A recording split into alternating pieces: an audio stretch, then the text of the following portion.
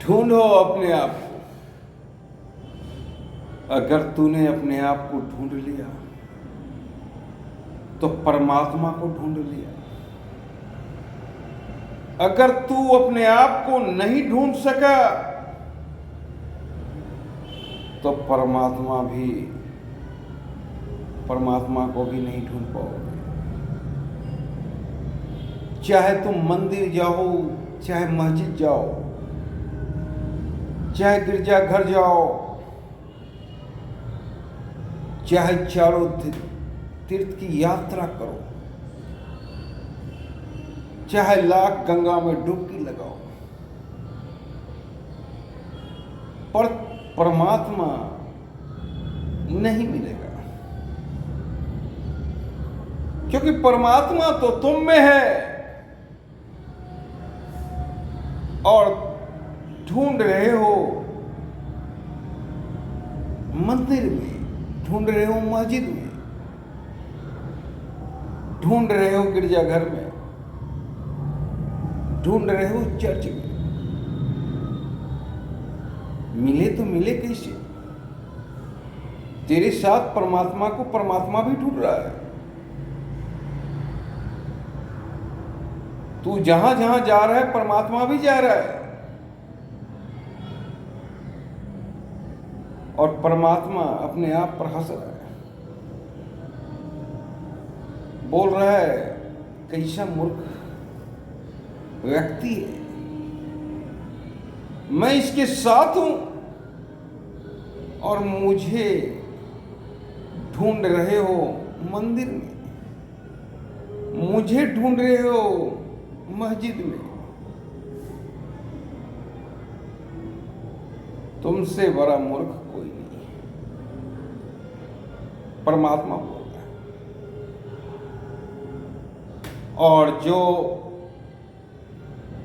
व्यक्ति अपने आप को खोजा उसने परमात्मा को खोजा। सिद्धार्थ ने खोजा, परमात्मा मिला बुद्ध के रूप में।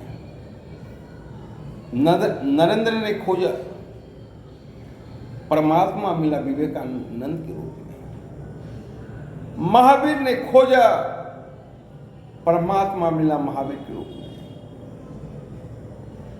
रामकृष्ण परमहंस ने खोजा, उन्हें भी परमात्मा। जिसने भी अपने आप को खोजा उसे परमात्मा से मुलाकात हुई, और जिसने मंदिर में खोजा उसे परमात्मा से मुलाकात नहीं हुआ।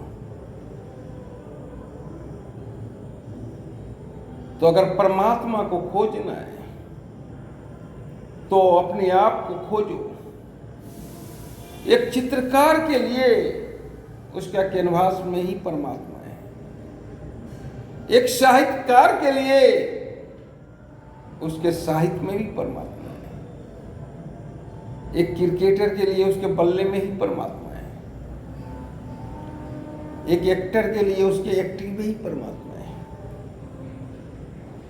एक म्यूजिशियन के लिए उनके म्यूजिक में ही परमात्मा है। एक डांसर के लिए उसके डांस में ही परमात्मा है। जिसने अपने आप को खोजा उसने परमात्मा को पाया, और जो भटकते रह गया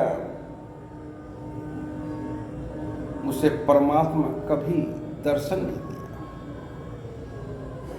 तो इसलिए मैं कहता हूं कि परमात्मा को अगर खोजना है, परमात्मा को अगर जानना है तो अपने आप को खोजो, अपने आप को जानो। परमात्मा मिल जाएगा। आपके अंदर परमात्मा निवास करता है, पर आपसे परिचय अभी तक नहीं है।